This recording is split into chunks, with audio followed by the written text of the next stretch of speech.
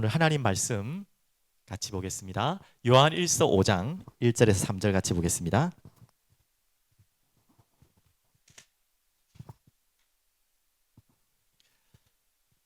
네, 요한 1서 5장 1, 2, 3절 세 구절을 함께 읽겠습니다.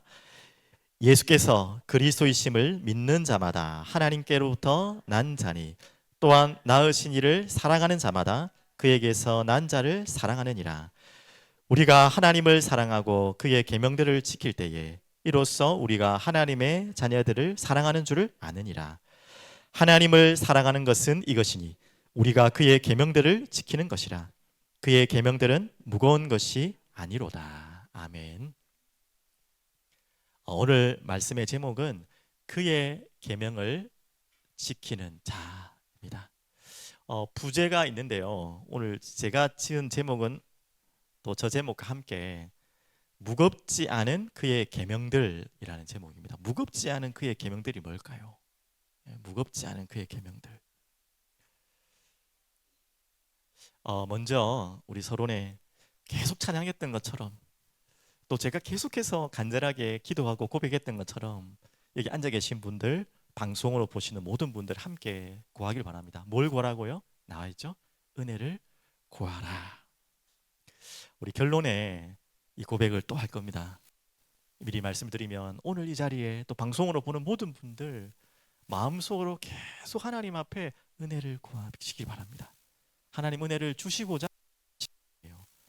하나님 은혜를 안 주시려고 하는 분이 아니라 주시려고 작정하시는 분이에요. 그래서 우리 고린도전서 15장 10절 말씀을 한번 좀 보시면 이렇습니다. 그러나 내가 나된 것은 하나님의 은혜로 된 것이니 내게 주신 그 은혜가 헛되지 아니하며 내가 모든 사도보다 더 많이 수고하였으나 내가 한 것이 아니 오직 나와 함께 하신 하나님의 은혜로라. 누구의 고백이신지 알죠? 바울의 고백입니다. 오늘 하나님의 은혜를 구하시기 바랍니다. 내가 나된 것은 하나님의 은혜로 된 것이다. 그 은혜가 헛되지 않기 위해서 내가 사도로 수고한다. 하나님이 받은 은혜, 하나님이 주실 은혜를 구하고 그 은혜를 위해 사는 바울과 같은 여러분 인생들 되기를 간절히 축복드립니다. 그래서 먼저 말씀을 좀 더 나누면요, 은혜를 구하는데요, 이번 주에 주신 것처럼 우리에게 이미 주신 답이 있어요. 여러분과 저에게는 세상을 이기는 자의 답을 주셨어요. 전제 조건이 있습니다. 어떤 자가 세상을 이길 수 있습니까? 일단 세상을 알아야 돼요. 눈에 보이는 이 세상 말하는 게 아니잖아요. 그 세상도 있지만 그 속에 있는 세상을 이길 수 있는 자여야 돼요.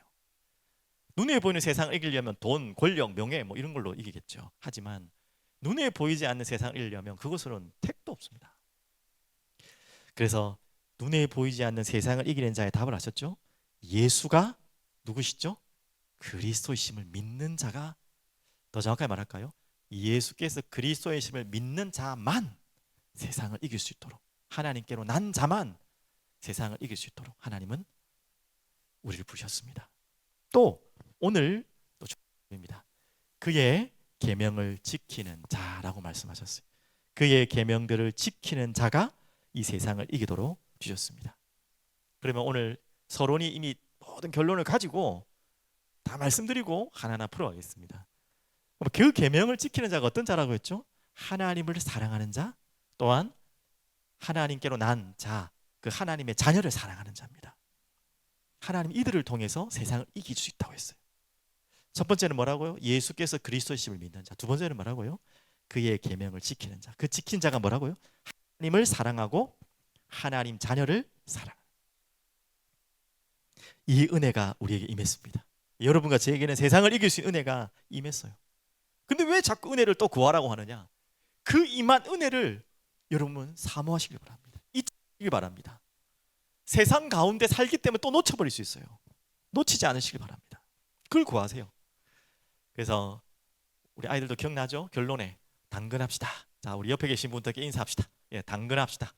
예, 당근 플랫폼 제가 광고하는 건 절대 아닌 거 아시죠? 예, 야채 당근 많이 먹읍시다. 우리 아이들 때 제일 많이 먹어야 될 야채인데 제일 싫어하는, 저도 싫어했는데 꼭 당근 먹읍시다. 우리 아이들 알았죠? 엄마가 잘 줄지 모르겠지만 당근 그냥 센 거보다도 살짝 볶아서 먹는 게 좋답니다. 그러니까 눈도 밝아지고 우리 눈 나쁜 친구들 많잖아. 나도 눈이 나쁜데 그보다 더 중요한 게 있죠. 우리에게 여러분의 근처에 여러분을 통해 하나님을 이기는 자로 여러분을 부르셔서 여러분을 왜 부르셨죠? 여러분의 근처에 바로 이 복음을 듣고 받을 자가 있다는 거예요. 당신의 근처. 여러분 당신의 근처를 자세히 보시고 여러분의 근처에 하나님의 은혜가 임하도록 간구하십시오. 그 계명을 지키는 자. 그래서 요한일서 3장 16절에 형제를 위해 목숨을 버리는 것이 뭐라고요? 형제를 위하여 목숨을 버리는 것이 뭐라고요? 마땅하니라. 우리 단어로 좀 바꿔서 해볼게요. 형제를 위하여 목숨을 버리는 것이 어떠하다? 당근이니라. 당연한 것입니다. 특별한 것이 아닙니다. 특별한 것이 되는 순간부터 힘이 들어가요. 당연한 것입니다. 우리가 받은 것이 무엇인지를 안다면 당연히 당근 줄 수밖에 없는 거죠. 자, 그러면 오늘 첫 번째 대지로 방금 말했듯이 어떻게 무겁지 않은 그의 계명들을 지키고 그의 계명들을 지키는 사람으로 세상을 이기는 자로 이 땅을 살아갈 수 있을 것인가? 하나님의 자녀인 우리 사랑이 흐르는 교회 여러분과 저희가 첫 번째입니다. 하나님 사랑, 형제 사랑. 너무나 당연한 답입니다. 자, 그러면 하나님 사랑, 형제 사랑이 뭘까요? 첫 번째 하나님 사랑입니다. 하나님 사랑은요, 지는 것입니다. 이 지는 거라고 해서 조금 더 설명을 하면 져주는 게 아니에요. 맞잖아요. 우리 부모가 자녀랑 뭐 장난으로 씨름을 하고 팔심을 하거나 씨름을 할 때 아버지들은 자녀들, 특히 아들들한테 져주거든요. 근데 그런 의미는 좀 다릅니다. 져주는 것에 지는 것이 아니라 하나님은 우리를 잘 이해하셔야 됩니다. 잘못하면 또 이게 저 신학적으로 틀린 이야기이기 때문에 제 의미를 잘 이해하시면 좋겠습니다. 절대 우리 이길 수가 없어요. 이게 무슨 말이야 이게? 우리가 하나님을 이길 수 있다니까요. 말이 안 되는 소리죠. 하나님 우리를 절대 못 이겨요. 절대란 말은 좀 우리가 좀 과장된 이야기지만 무슨 이야기인지 아시겠죠? 하나님은 우리가 하나님을 사랑한 것 같고 비교할 수 없을 만큼 사랑하십니다. 그래서 하나님은요 100번 우리와 싸워도 우리와 하게 지세요. 그게 하나님이십니다. 그래서 그 예로 여러분 잘 아는 야곱을 이야기하지 않습니까? 야곱이 그 여호와 하나님과 씨름을 하는 장면 아시죠? 창세기 잠시 보면요 30 몇 장이었나요?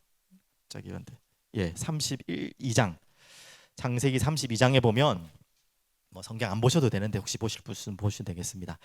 32장 21절부터 쭉 나오면 24절부터 보면 홀로 남아서 하나님과 밤새도록 씨름하는 장면이 나와요. 그리고 씨름하여 누구 다 아시잖아요. 누가 이깁니까?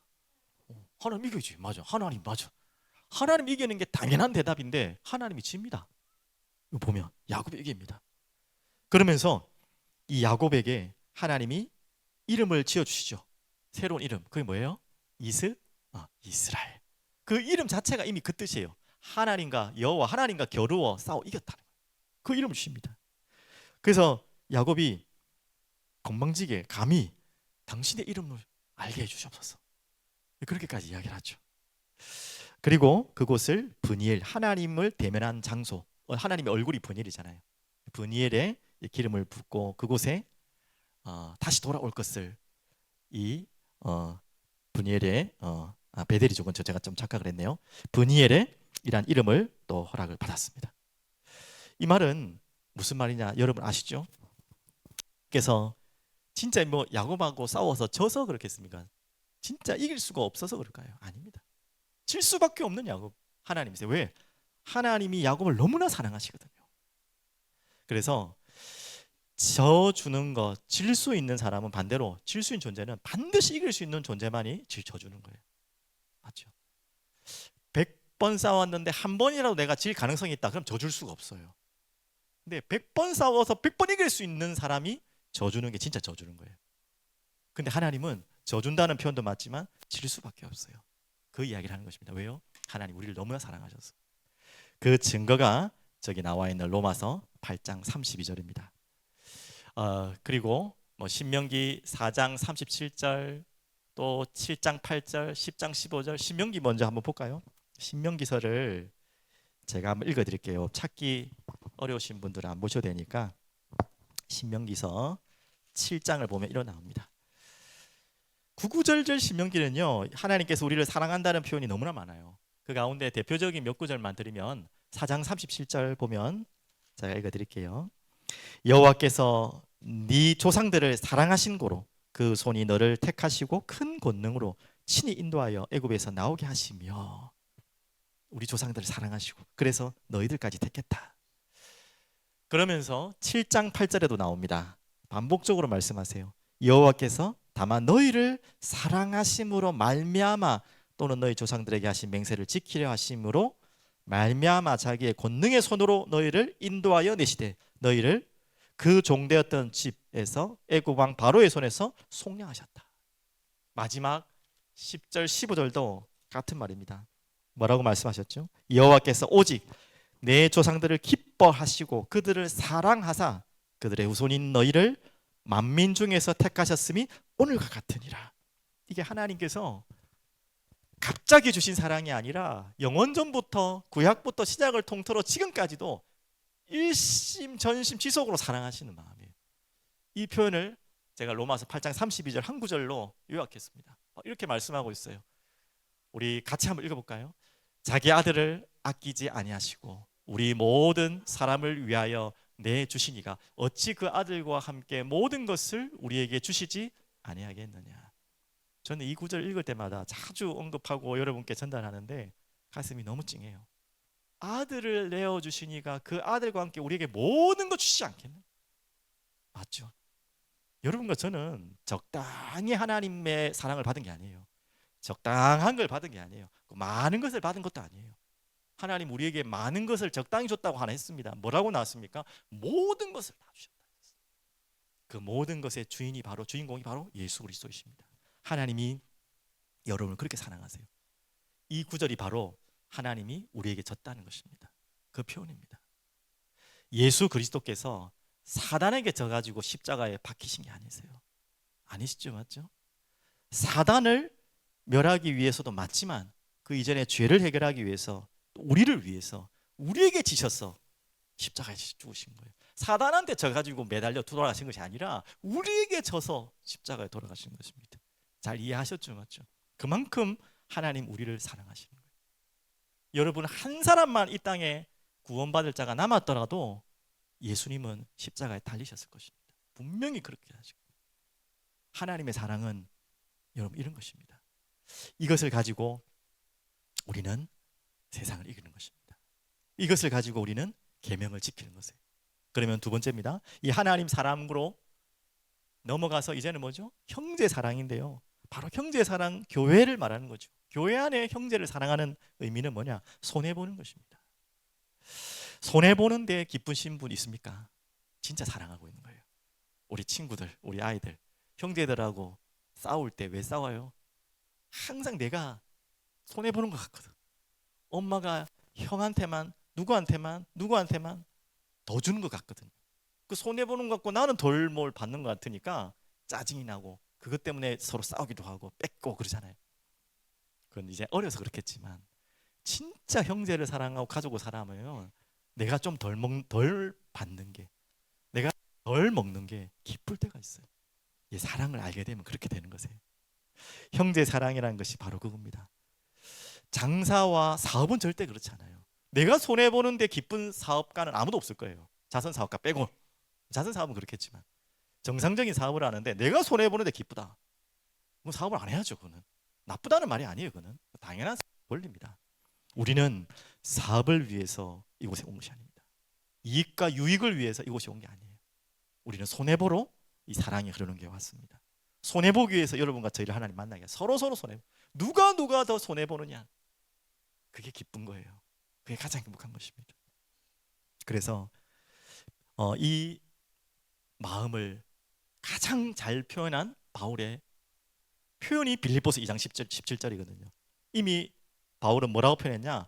피로 사신 교회라고 했어요. 이 교회가 그냥 얼렁뚱땅 사신 교회가 아니고 예수님이 방금 말씀 나온 것처럼 하나님의 사랑으로 우리에게 지셔서 우리 죄를 위해서 신 죽어주시고 살리셔서 세우신 교회가 어디라고요? 우리 교회예요. 그렇게 피로 사신 교회를 위해서 내 형제를 위해, 이 교회를 위해서 내가 손해보고 하물며 볼까요? 이렇게 말했어요. 만일 너의 믿음이 재물과 성긴 위에 내가 나를 전제로 드릴지라도 나는 기뻐하고 너희 무리와 함께 기뻐하리니. 자기의 모든 것을 다 전제로, 제사로, 제물로 드려줘도 기쁘다. 이유가 있어요. 너희들의 믿음이 성장한다면, 너희들이 그것 때문에 잘할 수 있다면 내가 제물로, 죽음으로 드려줘도 기쁘다는 거예요. 그것 때문에 감사하다는 거예요. 진짜 하나님의 사랑을 알고 교회를 사랑하고 형제 사랑을 아는 자의 고백이죠. 오늘 여기 계신 모든 분들, 방송으로 보는 모든 분들이 오늘 바울의 고백이 나의 고백 될 수 있도록 하나님 은혜를 주옵소서. 이거는 내 인격 성격으로 하려고 하지 마시고 하나님 은혜를 부어주옵소서. 하나님의 사랑을 보게 해주옵소서. 그래서 이 피로 값주고 사신 교회를 사랑하게 해주옵소서. 거기에 한 구성구성 요소, 우리 지체들이 얼마나 사랑스러운지 하나님 나의 그 마음을 주옵소서. 오늘 우리에게 그 마음을 부어달라고 오늘 기도하는 귀한 밤 되길 바랍니다. 바로 이것으로 하나님은 세상을 살리고 세상을 이기도록 약속하셨습니다. 그러면 두 번째는요, 이제는 세상을 살릴 사랑, 이제 하나님을 사랑하고 교회 사랑하고 형제를 사랑하고 교회 안을 사랑하는 거죠. 그럼 이제는 어디로 가야 되냐? 세상을 사랑하는 것입니다. 이미 세상을 사랑하고 살리려면, 세상을 사랑하려면 반대로 세상을 사랑하지 않아야 돼요. 이 세상하고 이 세상은 다른 세상입니다. 이 구분 잘 하셔야 됩니다. 어떤 세상을 사랑하면 안 되느냐? 자, 우리가 이미 요한 1서 2장을 통해 다 배웠고 또 올해 새해 메시지 1강으로 받았죠. 요한 1서, 여러분 요한 1서 잠시 펴놓으신 분들 다시 볼게요. 2장 15절부터 17절 한번 볼게요. 이 세상이나 세상에 있는 것들을 사랑하지 말라 분명히 나와 있죠. 그렇게 해야지 세상을 살릴 수 있어요. 누구든지 세상을 사랑하면 아버지의 사랑이 그 안에 있지 아니하니 이는 세상에 있는 모든 것이 육신의 정욕과 안목의 정욕과 이생의 자랑이니 다 아버지께로부터 온 것이 아니요 그랬죠. 세상으로부터 온 것이라. 이 세상도 그 정욕도 지나간다. 오직 하나님의 뜻을 행하는 자는 영원히 거하느니라. 이 세상을 사랑하지 않아야지만 세상을 살릴 수 있어요. 어떤 세상요? 육신의 정욕에 잡혀있는 세상. 우리가 거기에 끌려가면 안 되겠죠. 안목의 정욕, 보는 것, 그것의 탐욕, 보암직한 그곳에 우리는 끌려가면 안 돼요. 그러면 거기에 끌려가 있는 사람들 살릴 수가 없어요. 육신의 정욕, 특별히 가장 지금 심각한 성적인 문제, 이런 욕구의 질서를 어기고 무너져 있는 이 세상을 따라가면요, 지금 세상이 그렇잖아요. 우리는 절대 이 세상 살릴 수 없어요. 이생의 자랑, 입신양명, 내 이름을 높이고 내가 높아지고 내가 영광을 받기 위해 사는 모든 세상 사람들의 기준, 그걸 따라가면 이 세상 못 살려요. 다시 말씀드립니다. 제일 많이 자주 최근에 했던 비유 같은데요, 애꾸는 원숭이 마을 알죠? 이놈의 마을 가보니까 모든 원숭이가 눈이 한쪽이 보이지 않는, 다 애꾸 눈이에요. 정상적인 두 눈을 가진 원숭이가 가보니까 자기만 눈이 두 개야, 저 눈이 하나야. 누가 정상이에요? 누가? 두 개가 정상이 정확한 건데 전부 눈이 하나밖에 없으니까 비정상인 줄 알고 있어. 그런 얼토당토하는 세상을 살아가는 것이 여러분과 특히 우리 아이들은 더 그럴 겁니다. 우리보다 더 애꾸는 원숭이가 사는 마을에 살아야 될 것 같아요. 그렇다고 속지 마세요. 우리가 정상이지 저 애꾸는 원숭이가 정상이 아닌 것입니다. 그렇다고 내 눈을 찔러가지고 야 나도 저들처럼 살아야겠다, 바보예요, 바보. 두 눈을 뜨고 한 눈밖에 보지 못하는 저들을 살려야 돼요. 오늘 여러분 속지 마십시오. 그래서 한 구절만 드리면요, 베드로 전서 1장 13절 16절 보시면 이래 나옵니다. 그러므로 너희 마음에 허리를 동이고, 우리 수요 예배 때도 말씀드린 것입니다. 근신하여 예수 그리스도께서 나타나실 때에 너희에게 가져다 주실 은혜를 온전히 바랄지어다. 오늘 계속해서 은혜를 바라라 그랬죠. 근데 그 뒷구절이 무슨 은혜를 바라라고 말한지 구체적으로 말씀드릴게요. 14절 보십시오. 너희가 순종하는 자식처럼 전에 알지 못할 때 따르던 너희 사욕을 본받지 말고, 세상 사랑하지 말라는 말이에요. 뭘 본받으라고요? 오직 너희를 부르신 거룩한 이처럼 너희도 모든 행실에 거룩한 자가 되라. 그러면서 16절 유명한 구절이죠. 기록되었을 때 내가 거룩하니 너희도 거룩할지어다 하셨으니라. 바로 이 말씀이 또 레위기의 말씀이죠. 주제이기도 하죠.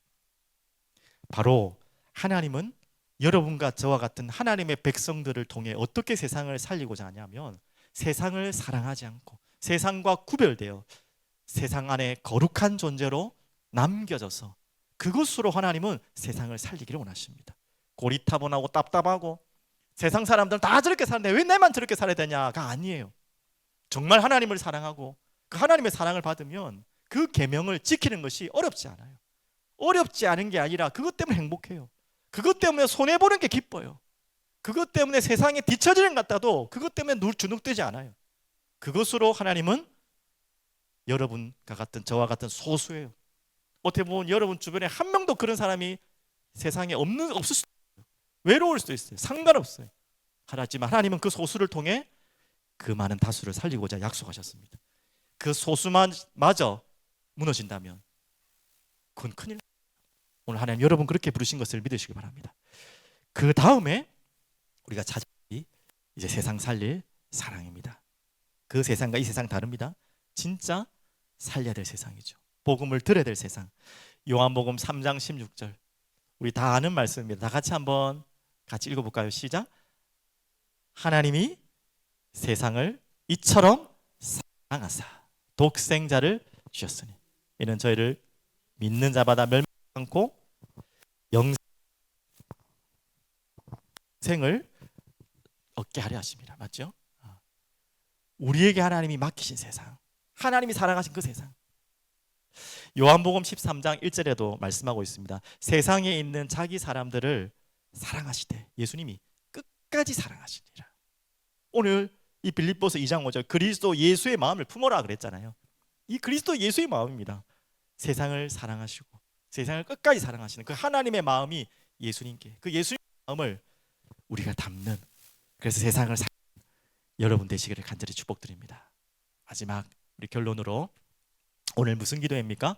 회복 기도회, 리스토레이션 기도회. 오늘 우리가 회복 받아야 될, 또 회복을 간구해야 될 내용입니다. 두려움을 넘어 세상을 이긴 자. 두려움에 여러분들은 자주 말씀드리지만 마지막까지 우리는 여기에 노출돼요. 아유 믿는데도 왜 이럴까 하면서 자책할 필요는 없습니다. 예수님도요 두려워하신 적이 있어요. 여러분 그런 본문을 알고 계시죠? 지금 사순절 기간이거든요.